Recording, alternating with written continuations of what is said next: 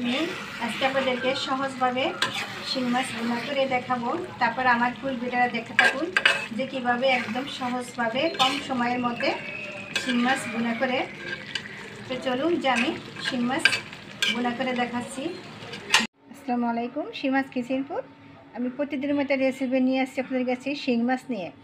আজকে আমি শিং মাছ ভুনা করে দেখাবো। তো আমি শিং মাছটা এভাবে একদম কেটে পরিষ্কার করে ঘষে নিয়ে এইভাবে আমি রগটা কেটে নিয়েছি, মাথাটা আমি আলাদাভাবে করেছি। তারপরে দেখতে থাকুন যে আমি আজকে পেঁয়াজ দিয়ে আমি ভুনা করব। পেঁয়াজটা কিন্তু আমি গ্রেটার দিয়ে গ্রেট করে নিয়েছি।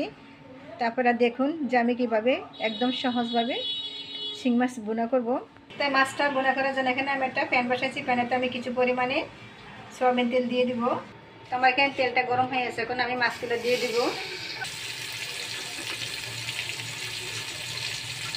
তো আমার মাছটা একটা হয়ে গেছে, এখন আমি মাছগুলো আমি উল্টিয়ে দিব।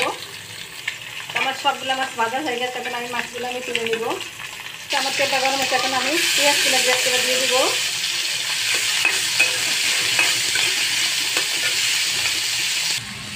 তো আমার পেঁয়াজটা একটু লাল লাল হয়েছে, এখন আমি হাফ চামচ দেবো আমি আদা বাটা রসুন বাটা, হাফ চামচ দেবো আমি জিরার গুঁড়া ধনিয়ার গুঁড়া। মুখটা না পড়ে একটু পানি দিয়ে দেবো। এক চামচ একটু কম দেবো আমি হলুদের গুঁড়া, এক চামচ দেবো আমি মরিচের গুঁড়া, স্বাদ মতো দেবো লবণ।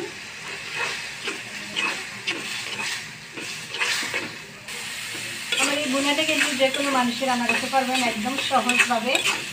অনেক ভাইরা বোনেরা আছেন বেতনে থাকেন, তাদের জন্য এটা একদমই সহজ। শিং মাছ ভুনা করে খাওয়াটা একদমই সহজভাবে। আমি যে স্টেপ বাই স্টেপ দেখাবো, আপনি যদি এইভাবে ফলো করেন তাহলে কোনো অসুবিধা হবে না। আমার এটা সহজ একটা রেসিপি। তা আমার এই মশলাটা আমি 10 মিনিটের মতন কষাইছি। এখন আমি পরিমাণ মতন আমি পানি দিয়ে দিব। পানিটা বেশি দিব না, কারণ একটু ঝলঝলা ঝোল হবে, ওই পানির পরিমাণটা আমি একটু কমে দিয়েছি। আমাদের পেঁয়াজের ভুনাটা হয়েছে, এখন আমি সবগুলো মাছ আমি দিয়ে দিব।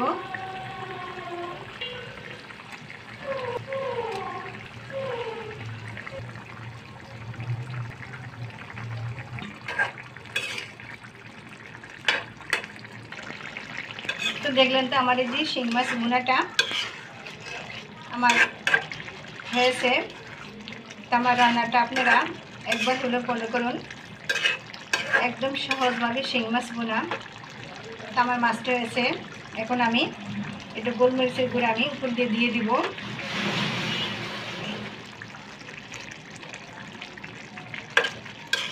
তারপরে একবার হলে বাসায় ট্রাই করে আমাকে কমেন্ট করুন। প্লিজ আমার এই ভুনাটা যদি ভালো লেগে থাকে আমার চ্যানেলটাকে লাইক কমেন্ট করে সাবস্ক্রাইব করে আমার পাশে থাকুন পরবর্তী ভিডিও পাওয়ার জন্য। আল্লাহ হাফেজ।